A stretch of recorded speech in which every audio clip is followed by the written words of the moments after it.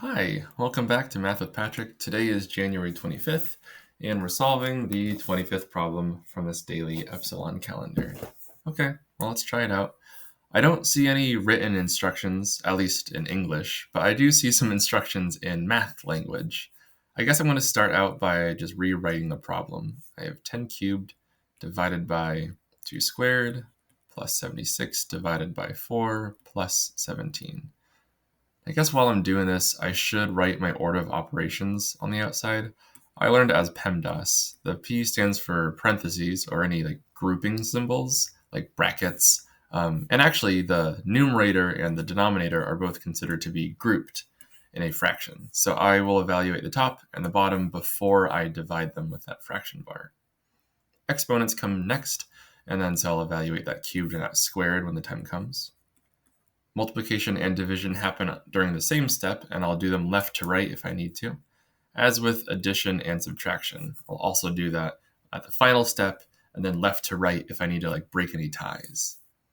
Okay, I don't like how that 0 looks, so I'm going to fix it. And let's start out.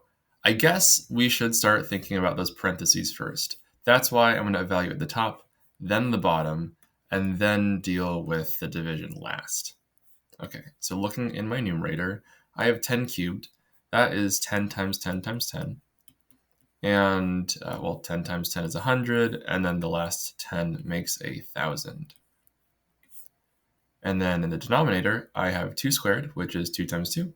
That makes a 4. And I'll just rewrite everything else as it was, and I want to say that I'm done with my exponent step. All right, any multiplication and division? Division there in the middle. So I'll rewrite everything as is. Here's my 1,000, 4 plus something plus 17. And I want to know what 76 divided by 4 is. Well, I do know that 80 divided by 4 is 20. And so if I have one less 4, there should be 19 of them. So a 19 goes here. Okay. Did all of my multiplication and division. Now I need to add that stuff up left to right. So combining these two together, I get 23. And then adding 23 and 17, that gets me to 40. With addition, you don't really, if it's all addition, you don't really have to go specifically left to right because addition is commutative. That means you can swap the order of all your things being added up. It doesn't really matter what order you do it in. You're always going to get the same sum at the end. I just wanted to be really, really particular, left to right, because of my order of operations. Okay, I did everything in the top. I did everything in the bottom. Now it's time to divide.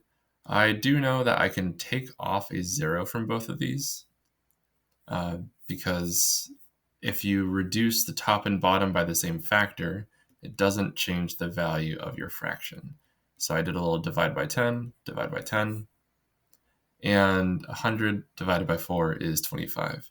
Maybe you can think about how 4 quarters fit into $1, or you could just count up by your 25s. Either way, 100 divided by 4 is 25, and that's it. Today's problem was pretty short, just some arithmetic, but I'm happy to walk through the steps with you. So that's about it today. Thanks for coming along. I'll see you tomorrow. Bye.